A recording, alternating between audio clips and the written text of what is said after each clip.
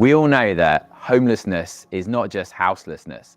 It's not a case of housing someone and all their problems are solved. Green Pastures approached us, Grace Enterprises, back in 2021 to see if we could work together, and using our experience of employing people with major barriers to work and their experience of housing people, and maybe together we'd be able to offer a more holistic package. Mark said, well, I need somebody else with a business background and who has a passion and a faith to help people. We didn't know what it was going to be. We knew it had to employ people who've been residents or been homeless, who've suffered from major barriers to work, but we didn't know what the business would be. So we knew we needed someone. We put out a job description and we wanted to see who would God bring along. Well, Matt will tell you that he was writing the application, and less than 24 hours later, I think we met. I didn't really want a job. I had my own business, but I went away and had a think about it, and it seemed the right thing to do. We needed to come up with a business that was going to be sustainable financially, but also create lots of employment and the right type of employment for people who've been out of work for a while. And at the beginning, we didn't know what it was going to be. It could have been anything, could have been cleaning windows, whatever you like. And we finally came up with the idea of making biscuits. So there's a gap in the market. So financially, there are lots of social coffees and lots of social teas, all doing great stuff. But we noticed there was a gap for a biscuit.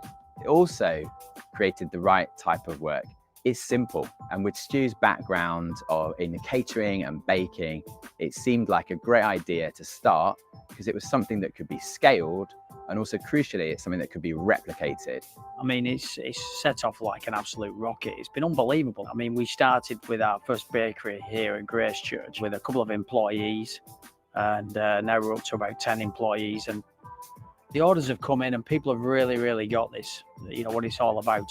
It's called Half the Story because our biscuits, great tasting as they are really only half the story. The reason behind what we do, the other half of the story, is about the people we employ to bake those biscuits. I mean, I've been in business a long time. I've run my own businesses for many years. I've worked for big corporations. And I always believe that, obviously, the great balance sheet would be that you have great assets at the end of the year and you have minimum liabilities. We want to really turn that on its head. You made £1 profit, but you've employed 100 people. For us, that is a positive balance sheet.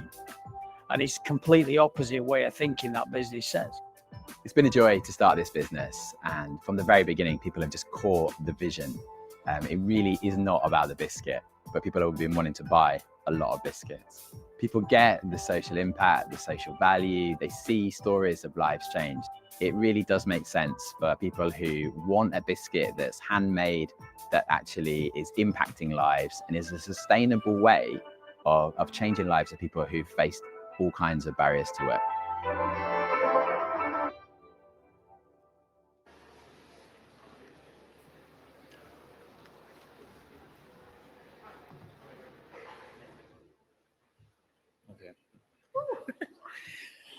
A little bit of a dance here on stage. So I'm sure you're all wondering why we just taught you about half the story.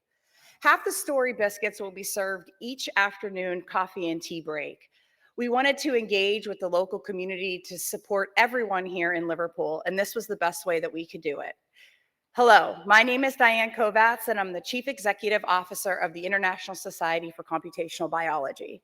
This morning, I have the distinct pleasure and honor to introduce to you the 2025 class of fellows. The ISCB Fellows is a nomination-based program. This means you, the community, will put forth a nominee to the Fellows and the Fellows Selection Committee each year.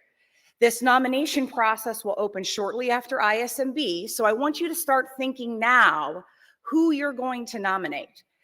You can also self-nominate if you'd like. The Equity, Diversity, and Inclusion Committee of ISCB informed the fellows that they recognize the gap in our totality of our class of fellows. So last year they formed a very special task force to find fellows from other regions of the world that were underrepresented in the class of fellows to make sure they too were recognized.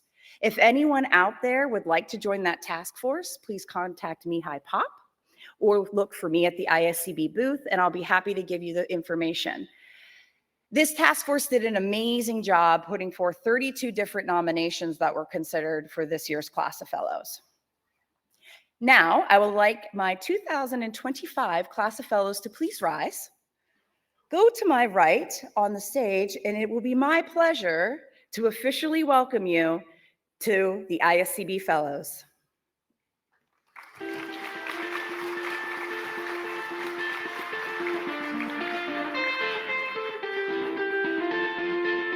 Jana Bromberg.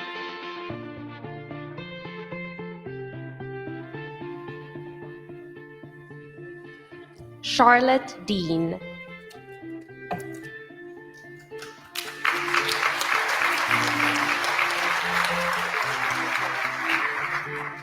Tony Gabaldon.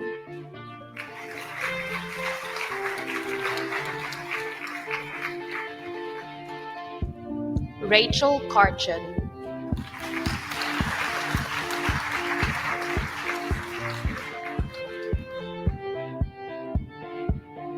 David Landsman.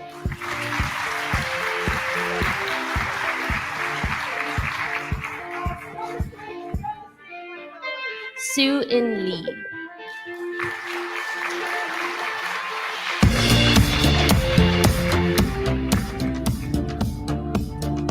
Jian Ma.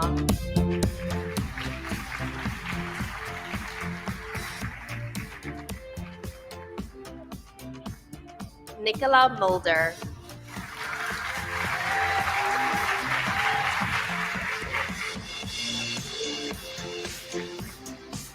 Robert F. Murphy.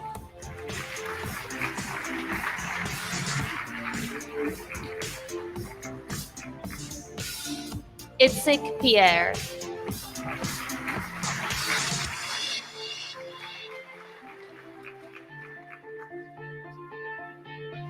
Lucia Peixoto.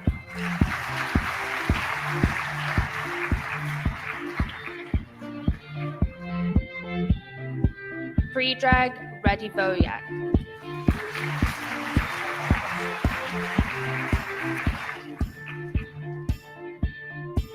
Ana Teresa Ribeiro de Vasconcelos.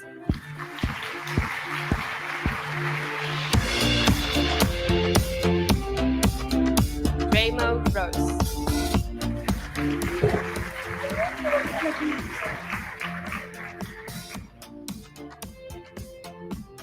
Julio Saez Rodriguez.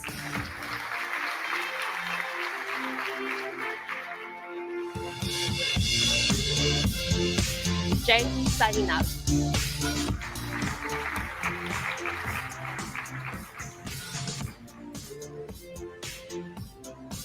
Donna Sloanham.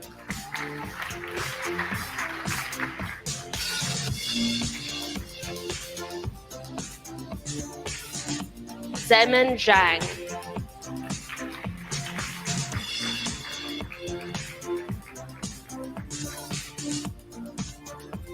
Ongyu Zhao.